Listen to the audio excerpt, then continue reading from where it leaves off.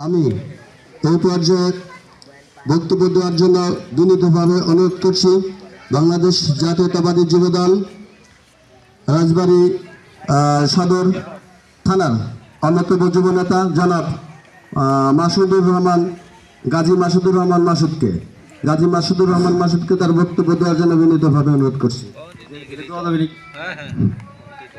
বিসমিল্লাহির রহমানির রহিম।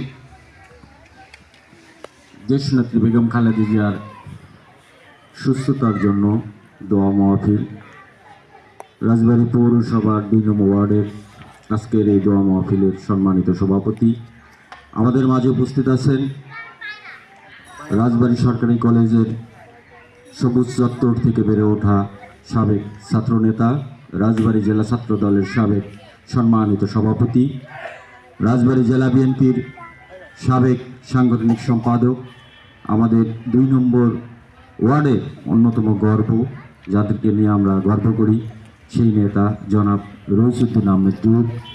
আমাদের মাঝে উপস্থিত আছেন রাজবাড়ী সদর উপজেলা যুব দলের সংগ্রামী আহ্বায়ক, ২ নং ওয়ার্ডের সাবেক কাউন্সিলর আব্দুল্লাহ আল মামুন সম্রাট।